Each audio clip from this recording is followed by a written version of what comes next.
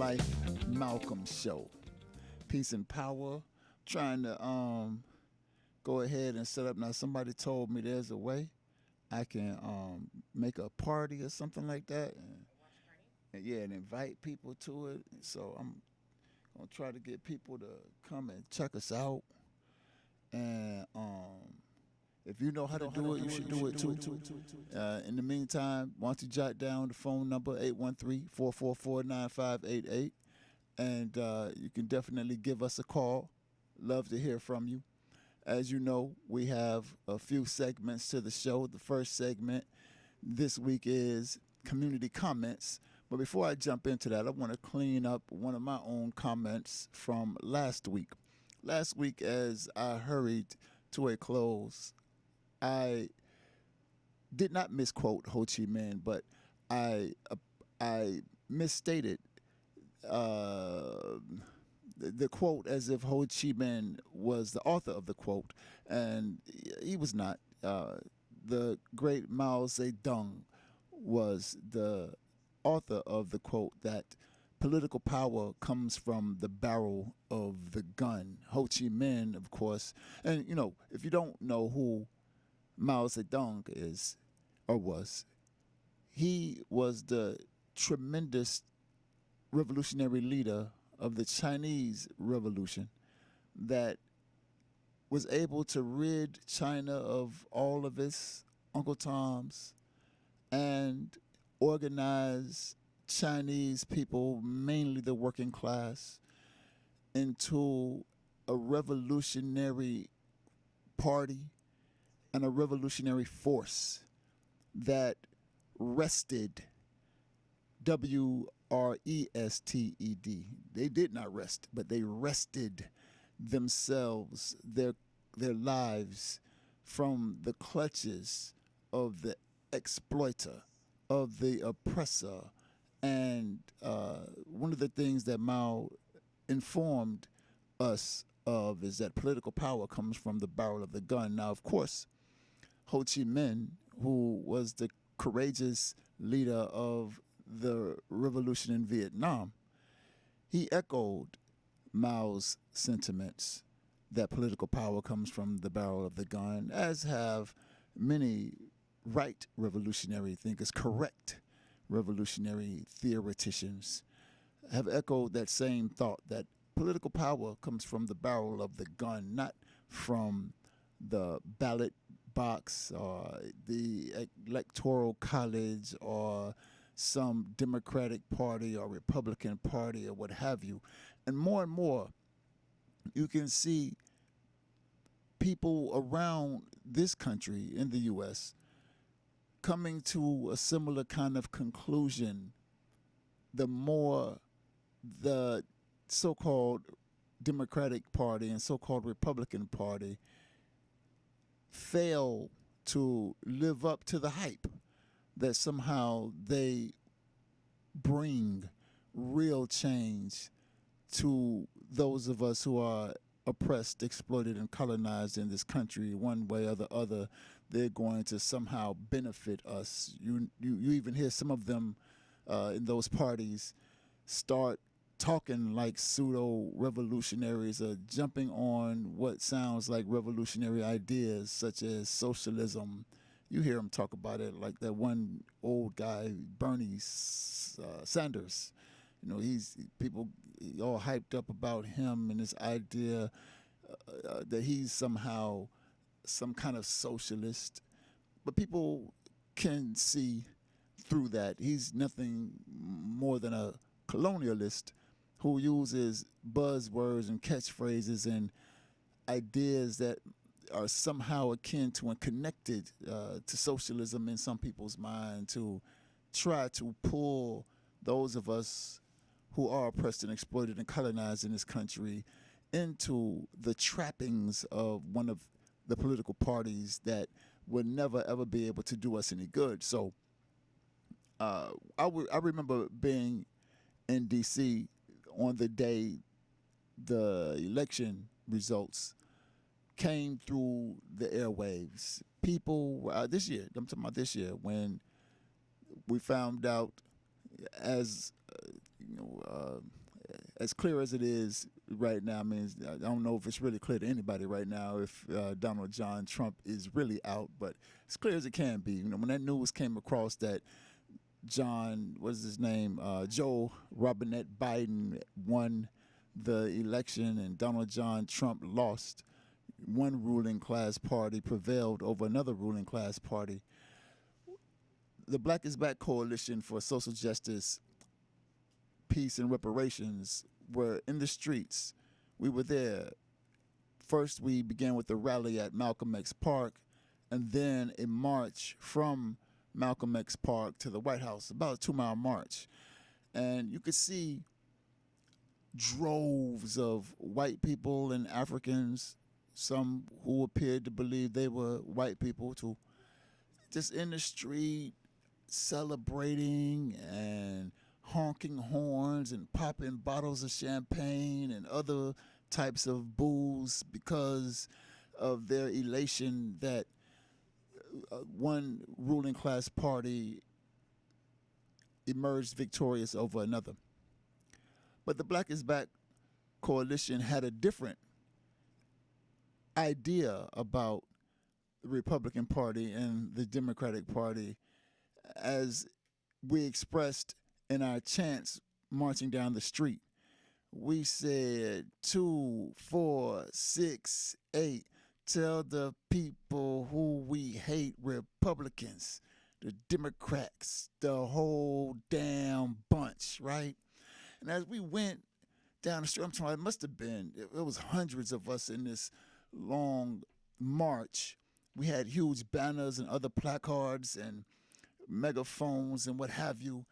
And as we proceeded down the street, we had other chants too. But, you know, this one right here in this political climate where it was this obvious friction between the two ruling class parties, Republicans and Democrats, and some who were super loyal to one party or the other, hearing African organization, an African-led organization declaring 2, 4, 6, 8, tell the people who we hate, the Republicans, the Democrats, the whole damn bunch. Some people hooked up with the chant started saying it too because they realized that the whole damn bunch of ruling class party proponents are just as vicious as their supposed alternatives. In other words, the Democratic dog will bite you with a Democratic bite, and the Republican dog will bite you with a Republican bite. But like our dear brother Malcolm said, they all dogs. And that idea that one ruling class party and another ruling class party in some kind of nonviolent contest we know as elections, emerging, where one emerges as a victor, does absolutely nothing for the masses of the people who still have to deal with one colonial party or the other. So those of us who are prudent enough to understand revolutionary politics and the need to end colonialism and colonial domination, unite with Mao's idea that political power comes from the barrel of the gun, and we don't put our faith in any other thing other than our organization and our ability to control political power, which means controlling the barrel of the gun. So wanted to clear that up from last week in case somebody, some people like to, everybody who watching ain't friends, somebody's watching who's on assignment, so they can go back and tell what the brother said, and some watching to try to, catch me. Ooh, look at what he said. Yeah, he messed up, that kind of stuff. And so whenever we mess up, it's no problem. Here, the African working class, I ain't got no stake in being wrong, man. Only way we gonna win is if we right. So if I'm wrong, I hope you catch me. And if I don't catch myself first, but if I do catch myself, I'm a correct myself, and I hope you, if you catch me first, you'll be principled enough to do the same. So just wanted to get it out of the way. I've noticed as I continue to build for the show, I can't get away from the theme of the nation. And, why should I? When the reality is we haven't gotten the message collectively. We all haven't gotten the message just yet. Some of us are still confused about what nationalism is, what it means to be a part of a nation. Some of us are confused about to which nation we belong, etc. And so it's an important topic to discuss and bears repeating. I told you in the first episode of the Life Malcolm show, I have a Baptist upbringing. And in Baptist church, it's not unusual at all to go to church every week and hear the same songs, sometimes the same people singing it, hear the same messages, sometimes the same prayers. And so that's part of my upbringing, and I can't shake it. So we're going to be a little repetitive, talk about the nation. I won't say we're going to talk about it until we get it, because that might be forever, but we're going to talk about it enough. We're not going to run from that very important discussion. So sticking with that, I remember doing this TV interview, and I shared the thing on Facebook. In the TV interview, I mentioned that African people need to organize. We need to get our guns. We need to move similarly to the way our enemies move on us. We need to have that type of military mindset in order to deal with the military aggression we face every day from bandits with badges and those bandits without badges who work in cahoots with the bandits with badges, right? And so this brother hit me up on Facebook and asked, "You speak of Africans bearing arms in order to protect ourselves from the colonizers." He says, first off, agreed on certain levels, but again, isn't it dangerous? And that's because he proposed a question a bit ago in the same query. His first question had something to do with some kind of perceived danger on his part.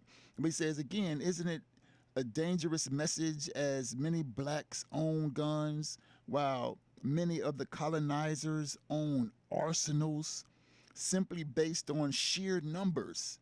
Does an approach rooted in violence benefit a demographic that makes up 14% of the population? Would love to hear your take if it differs in any way from your news interview.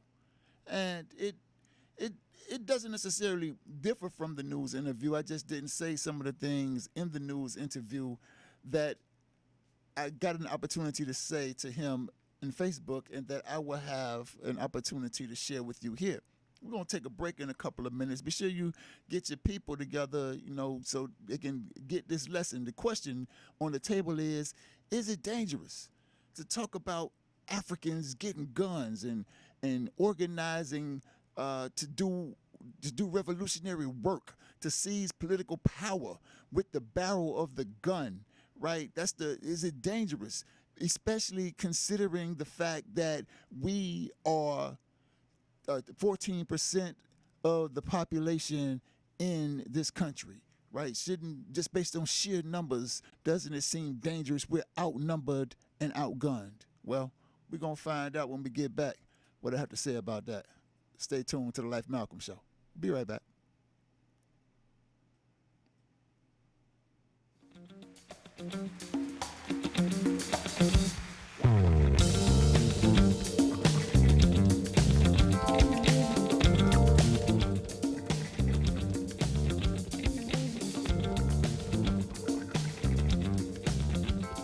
Welcome to Calvin's Barbershop. You all got to see this. I don't even want to know what you're looking at on that phone. Well, you should. I was learning about the dangers of high blood pressure and that we need to get ours checked regularly. High blood pressure can increase the risk of heart attack or stroke, but this text program can help keep it at a healthy range. Just text Barbershop to 97779 to sign up. I'll get right on it as soon as I'm done with this baby panda video. Text Barbershop to 97779. A message from the American Heart Association and the Ad Council. It's important to plan ahead for emergencies, like the storm. When it kicked in, we had a plan. We were able to get in touch with each other in no time. How to find each other. The whole experience was fine. Frightening 10 hours of my life. If there's one piece of advice I'd offer other moms out there, it's to stay calm and keep to the plan. Some parents plan ahead, some don't. Make sure you know where to find your family in an emergency. Start your plan at ready.gov. Brought to you by FEMA and the Ad Council. Are you missing church? Yes! Well, you don't have to. Listen in every Sunday to Reverend Dr. Maurice Johnson. Voice your victory from the Memphis Christian Center at 11 a.m. Central Time and 12 noon Eastern Time on In Touch Radio. Hello, Kubo. What have you got planned for today? Come on, this way. Adventure can be found anywhere, but the best place to start is in the forest. It's the most powerful magic there is. Head outside to discover incredible animals. Wow. And beautiful plants that come together to create an unforgettable adventure. So grab your loved ones and explore a world of possibilities. Visit discovertheforest.org to find the closest forest or park to you. Brought to you by the Ad Council and the U.S. Forest Service. My teacher said that we should have a plan in case of an emergency. Do we have one? First thing I'm gonna do is grab a flashlight with dead batteries. I'm going to start randomly throwing clothes in the bag. You two will be hiding in the closet and Dad won't be able to find you. And that's when we both start crying. Uncontrollably. Can you pass the cutlets? Winging it is not an emergency plan. Make sure your kids know what to do during an emergency, who to call, where to meet, what to pack. Search Ready Kids at nyc.gov or call 311. Brought to you by the New York City Office of Emergency Management and the Ad Council.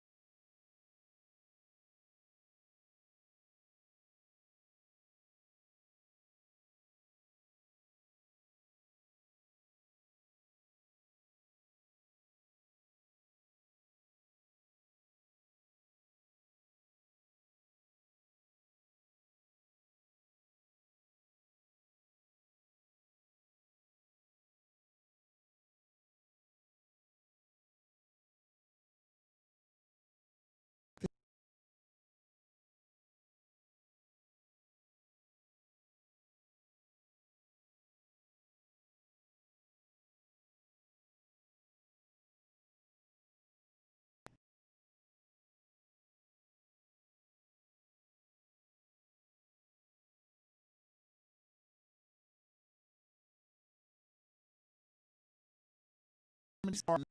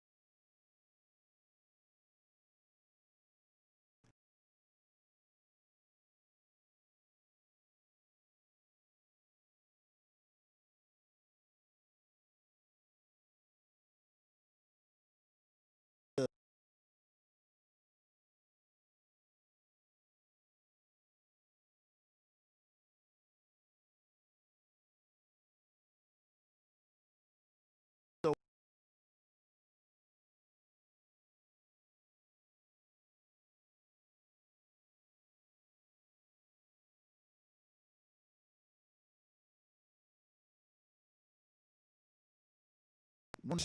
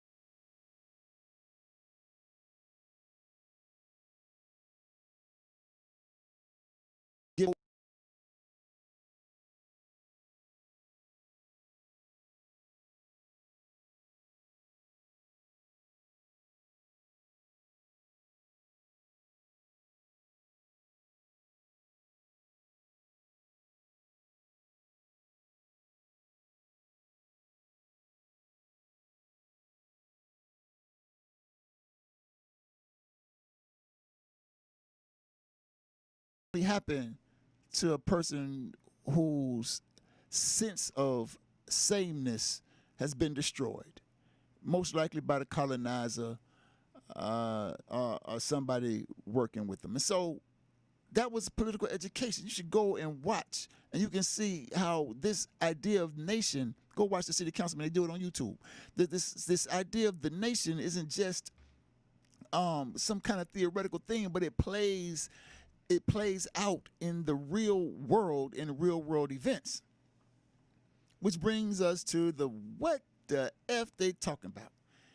In that same meeting, you see this group of white women, some with the most unfortunate faces I've ever seen, at the city council meeting, clamoring for the city council not to listen to the people in the community who are calling for the community, what they call it, the Citizens Review Board, to have subpoena power and the power to investigate. And I believe there's even some question about the power to hire and fire law enforcement in our communities. So these white women got up there saying all kinds of stupid stuff, kind of like with the noise ordinance thing, making these arguments that just don't make sense, right?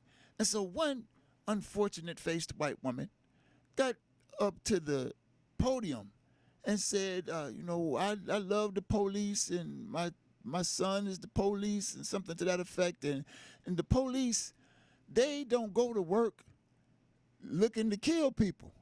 And she said a bunch of other stuff, but that really caught my attention. And I was like, what the is she talking about? Because in my mind, call me up, 813-444-9588. Tell me if you see it differently, but in my mind, a tree is known by the fruit it bears. Now, this ain't the word from the word yet. We're going to close out with that. But this the word might be good in all times and at all places. So the tree is known, right, by the fruit it bears. So when I see a carpenter show up on the scene, show up to the job with a hammer, I think the carpenter is going to hammer something.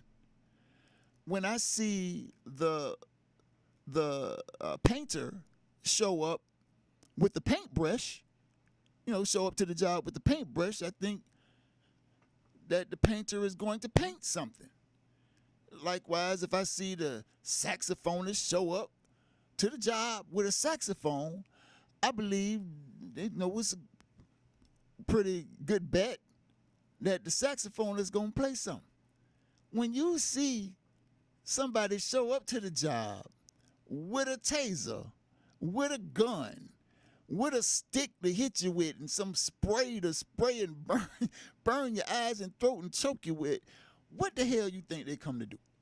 Now, this white woman, in her mind, from the colonizer nation, really might believe that the police don't go to work with the intent to kill. The only reason why, though, she could believe that is because she only sees the colonial conduct of the colonizer military force that y'all call the police as it conducts its business in her community, in their community, in the communities where the colonized military outfit, the colonial military outfit, rather, participates in stuff like protecting and serving and helping and keeping people safe. She doesn't see on the other side, at least not in any personal fashion, any fashion that connects with her own life. She doesn't see the colonial military force jacking African people up because we riding on handlebars, on bicycle handlebars, jacking African people up because we in the street selling a bottle of water for $1, or even worse, begging for a piece of change. Jacking African people up just because we walking down the street looking odd, as they might say. And so, yeah, let me tell you, it was a real good meeting because you had the meeting presented for all to see how critical the question of nationalism is, even right here in these United States, even right here in this small city of Tampa, Florida. You can see it play out. You got the colonizer nation against the colonized nation, and representatives on both sides, and sometimes some of us act like them. All right, you know what's next. After this, a word from the Word, the Life Malcolm Show. We'll be right back.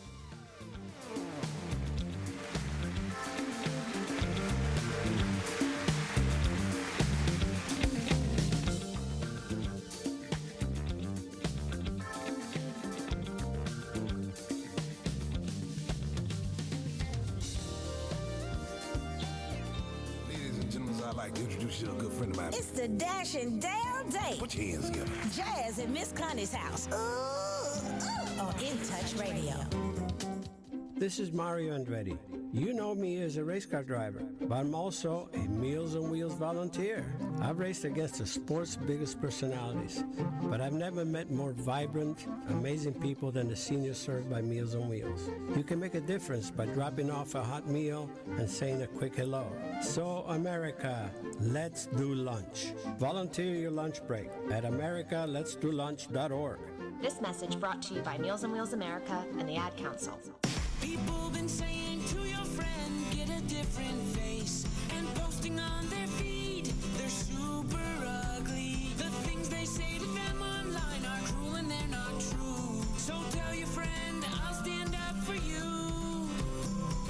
Don't worry, I know what to do. Know someone being bullied online? You can be a witness and make a difference by letting the world know it isn't cool and by letting your friend know you care. Learn more at eyewitnessbullying.org. Brought to you by the Ad Council.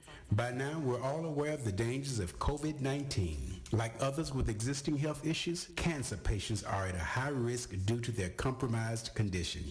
If you are newly diagnosed with cancer, your care likely can't wait. Moffitt Cancer Center is the best place for your cancer concerns and to provide guidance to help you plan your next steps. We're here for you. Call 1-888-456-2839 or go to moffitt.org/here-for-you.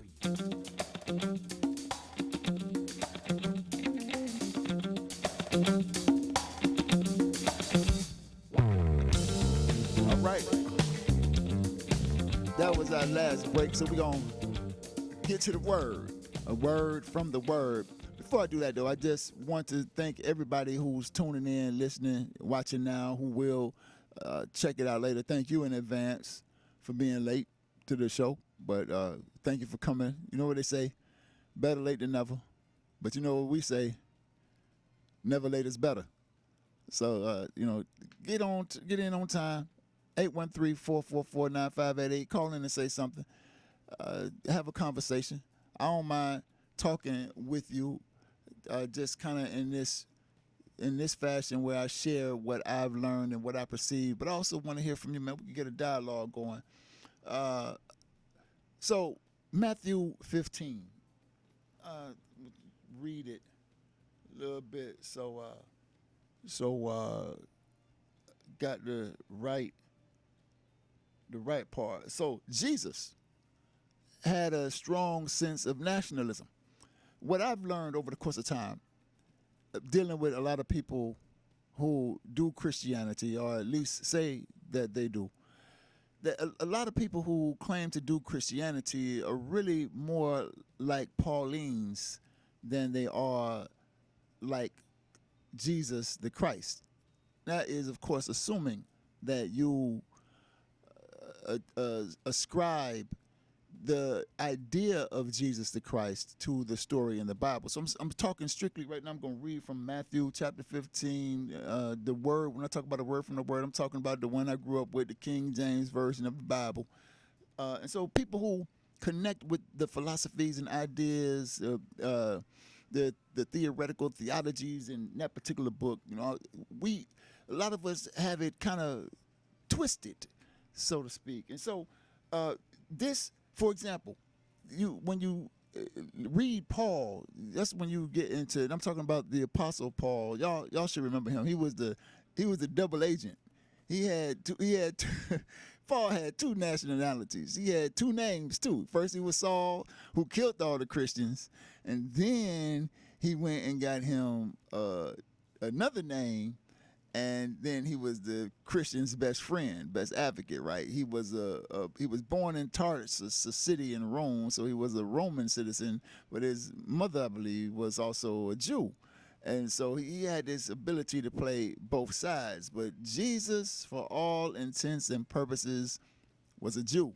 And if you look at Matthew chapter 15 and then verse 21, it says, "Then Jesus went hence and departed into the coasts of Tyre and Sidon. And behold, a woman of Canaan came out of the same coasts and cried unto him, saying, Have mercy on me, O Lord, thou son of David. My daughter is grievously vexed with the devil."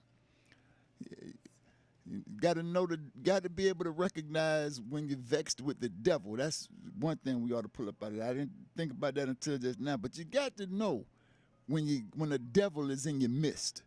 And you're vexed by the devil. But he answered her not a word. He ignored her. And his disciples came and besought him, saying, Send her away, for she crieth after us. But he being Jesus, answered and said, I am not sent but unto the lost sheep of the house of Israel. You might remember last week we talked about Israel too. So not sent to anybody else but the lost sheep of the house of Israel, that nation. But then the lady came back and she came and worshiped him, saying, Lord, help me. Jesus answered and said, It is not meet to take the children's bread and cast it to dogs. Now Jesus talking to the woman, all but calling the woman a dog. Like, I'm not for you. I've only come here for a particular group, my group, the group through which I came 42 generations to lead my people. I've only come for this group. I can't give what I got for this group to the dogs.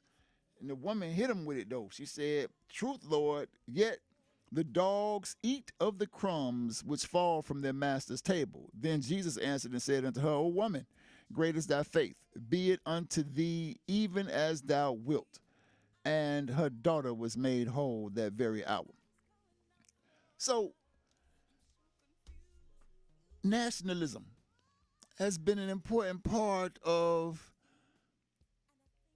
oppressed people's struggle, even from biblical times. And if you're not hip to the Bible and the historical context of Jesus' day, Jesus and the rest of the Jews that lived at that time, lived under Roman domination. The Roman Empire was vast. Matter of fact, the whole world at that time seemed to be under Roman rule.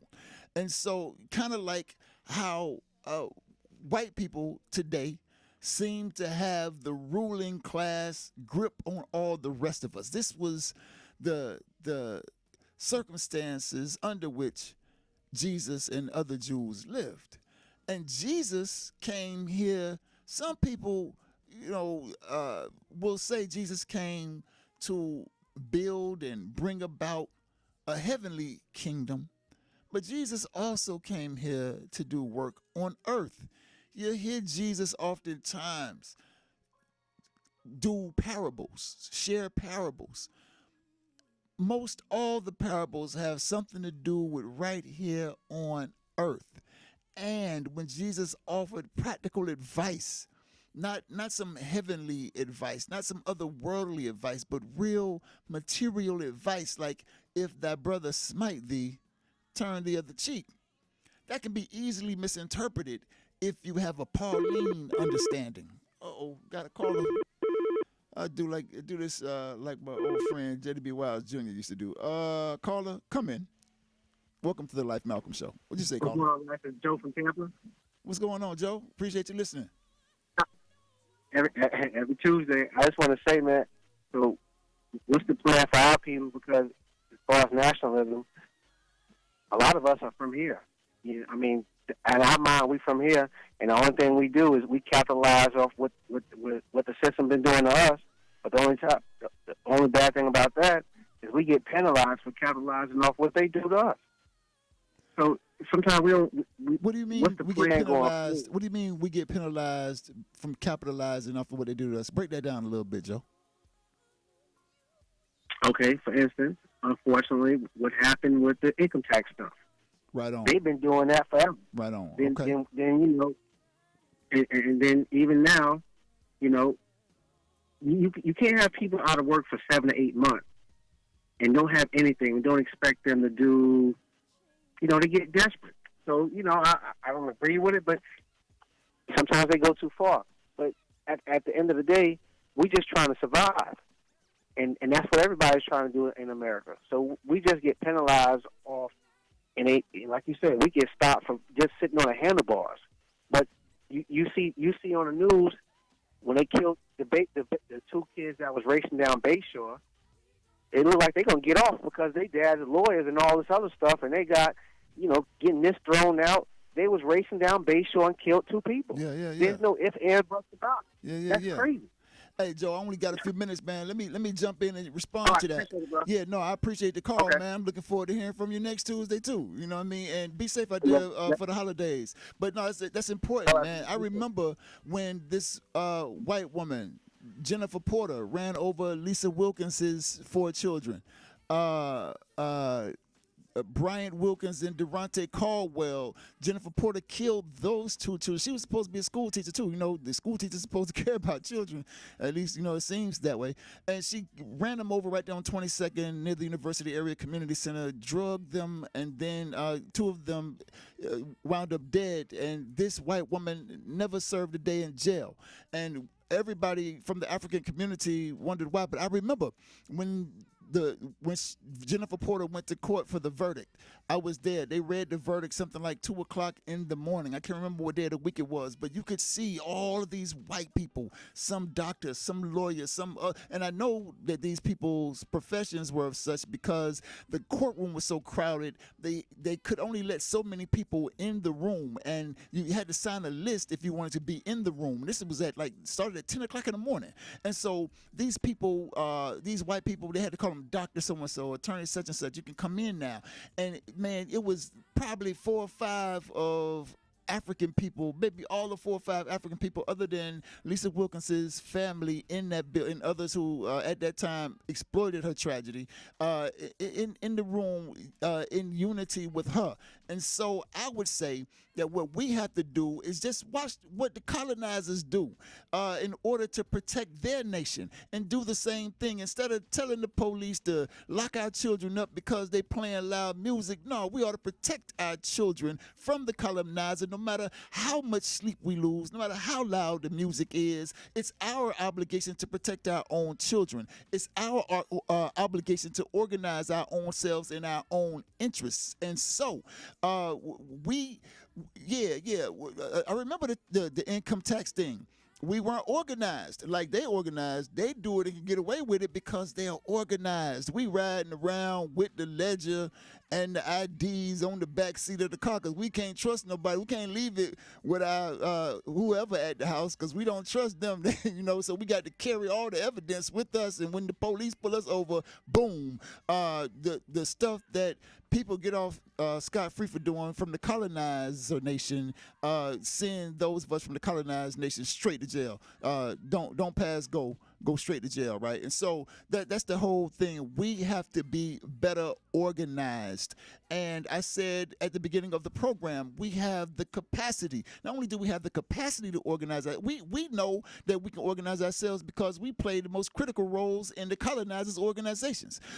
We some of their best teachers. We some of their best athletes. We're some of their best doctors, best engineers. We come out of some of their best schools. We believe in their organizations. We believe in hooking up and organizing with them, and they know that we are good organizers. That's why they recruit us so heavily, but they also know that they've done a tremendous job on confusing us about who we are, making it difficult for us to organize amongst ourselves. But we're going to fight that, brother, and I appreciate you tuning in, man. Tell your friends to tune in and call in so we can have this type of discussion, because this is, listen, white people weren't always disorganized. You know the history. They were somewhere in caves and mountains, etc., while we were building civilizations and had running water and plumbing, and so that's our history. We have to we have to get back to that same basic principle of organizing in our own interests to rescue ourselves from the clutches of colonialism. And until then, we're gonna have a Life Malcolm show. And I'm going to end with the quote I attempted to end with last week, but do it correctly so. Political power comes from the barrel of the gun. So says Mao Zedong, and I agree. See you next week, the Life Malcolm Show.